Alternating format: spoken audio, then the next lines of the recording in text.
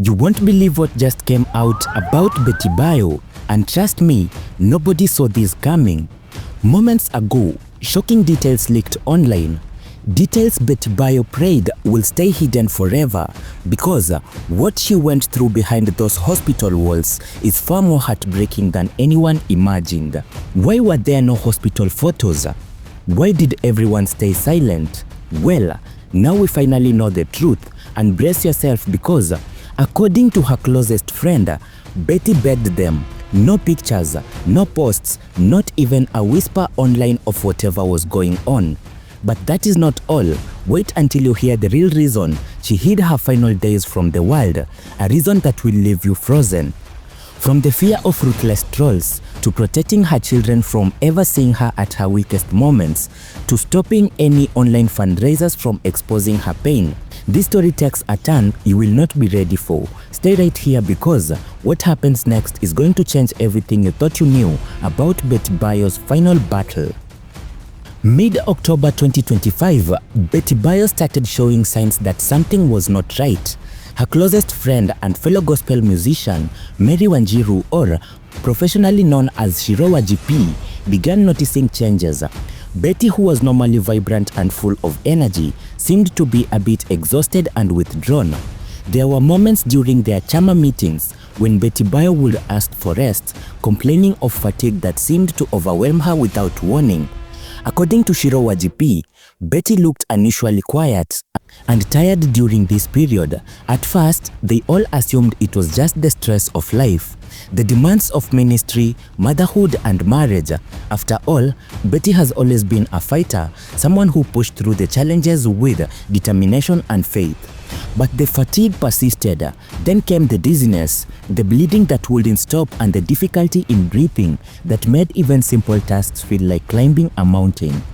In August of 2025, months before the final crisis, Bayo had actually posted a photo of herself in hospital, wearing an oxygen mask. She explained that the cold weather had affected her breath.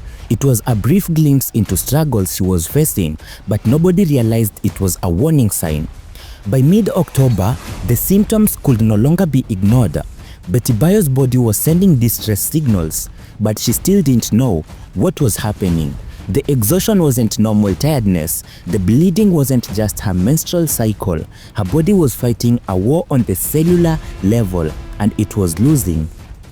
Then came the night that changed everything. Shirowa GP had just left Betty's house after spending time with her. She went home to rest, expecting to check in with her friend the next day as usual. What happened next will demonstrate just how direct Betty's condition had become and how determined she was to survive. Betty was alone in her house. Conditions suddenly deteriorated. She began bleeding excessively. The weakness she had been feeling intensified to the point where she could barely stand. But Betty's true to her fighting spirit knew she needed help immediately.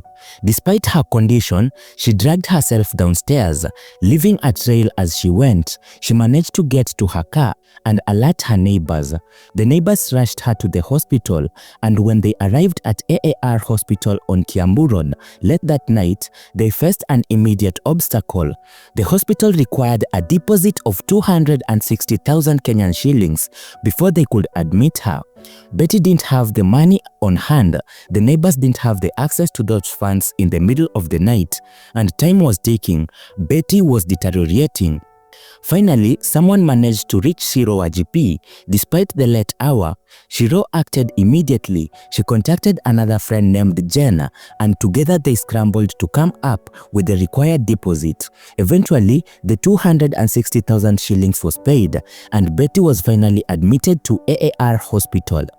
But nobody realized yet that they were racing against something far more aggressive than anyone imagined. The bleeding, the fatigue, the dizziness, they were all symptoms of a disease that had been silently advancing through Bayo's body for weeks or possibly months undetected until it reached a critical stage. On the second day at RFH Hospital, where Betty had initially been taken, she and her husband Hiram Gitau called Shirowa GP with news that will shatter their world. Betty has just received a medical report, the diagnosis, acute myeloid leukemia. Shiro GP immediately began researching the condition online. Every symptom she read matched exactly what Betty had been experiencing: fatigue, excessive bleeding, dizziness, difficulty in breathing.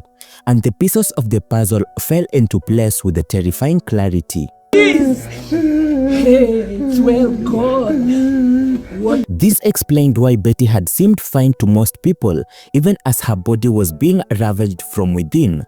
Dr. Nderitu Wangui, who was part of Betty's medical team, would later explain the cruel nature of acute myeloid leukemia to mourners gathered at the Blue Springs Hotel. Betty was in denial at first, and according to Shiro GP, she simply could not believe she could be seriously ill. How could someone so young, so vibrant, and so full of life and faith be facing such a dire diagnosis? By early November, Betty was transferred to AAR Hospital in Kiambu Road. For 2 days, doctors provided emergency and critical care while working to confirm her diagnosis and stabilize her condition. Despite later rumors and social media speculation, AAR Hospital would issue a statement clarifying that Betty did receive care there and that financial issues did not prevent her treatment. But the medical team at AAR quickly realized that Betty needed even more specialized care than they could provide. The recommendation was made.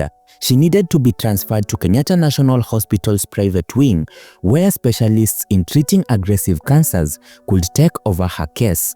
Now, we arrive at the heart of this story, the reasons that made Betty's final wishes both heartbreaking and profoundly revealing about the world we have created through social media and internet culture.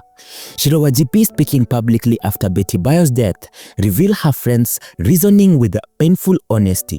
Betty had explicitly told her close friends, "I have been insulted and fought countless battles on social media." She was terrified of being trolled at her weakest moments. She was afraid of becoming a subject of the online mockery, memes, and public pity when she was at her most vulnerable. Betty believed deeply that people should die with their respect. She insisted there would be no photos of her in her worst state, images that could be shared, commented on, immortalized forever on the internet for people to dissect and judge.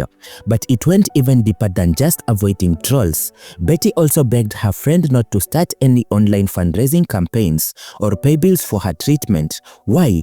Because she had seen what happens when celebrities' medical struggles become public. The skepticism, the accusations of fraud, the cruel comments questioning whether someone is really sick or just seeking attention, the invasive demands for proof, and the callous jokes. Betty wanted to protect her children from seeing photos of their mother in a critical state, images they might encounter later as they grow up, images that would be archived forever in the digital realm, impossible to erase or escape. She wanted to shield herself from the judgment that she knew would come. She had experienced the dark side of the internet fame before, and during her very public separation from her first husband, she knew how quickly admiration could turn into mockery. She knew how people who claimed to be fans could become the harshest critics, and she knew that vulnerability on social media often invites cruelty rather than compassion. So, Betty made a choice that most of us can barely comprehend. She chose to suffer alone with only her closest circle rather than open herself up to the potential brutality of public opinion during the most difficult period of her entire life. Think about that for a moment. Betty Bayo, a woman who had built her career on sharing her gift publicly, who had ministered to thousands through her music, who had been a public figure for over a decade, chose complete privacy at the end. What does that say about us? What does that say about the culture we have created online? After Betty's death, when the truth came out about why she had kept her illness a secret, reactions on social media were divided. Some people understood and respected her choice. Others questioned whether she should have given fans the opportunity to help, to pray, to support her financially and emotionally. Some argued that the public had a right to know that keeping her illness secret deprived people of the chance to show compassion.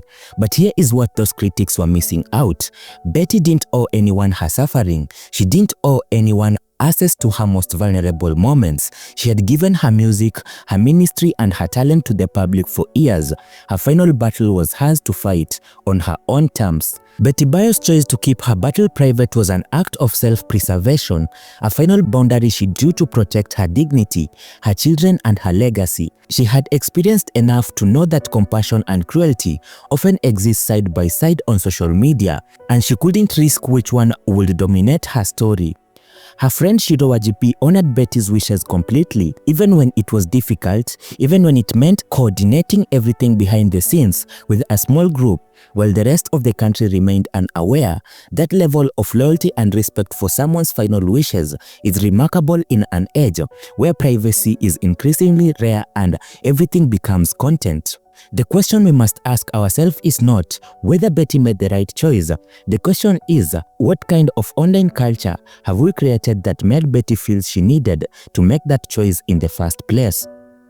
She wanted to die with her respect intact. She wanted to be remembered for her smile, her music, and her faith, not for hospital photos and desperate fundraising appeals.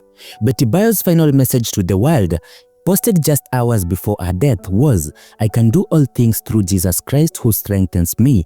And the strength carried her through battles most of us will never know. That strength allowed her to maintain her dignity and control her narrative until the very end.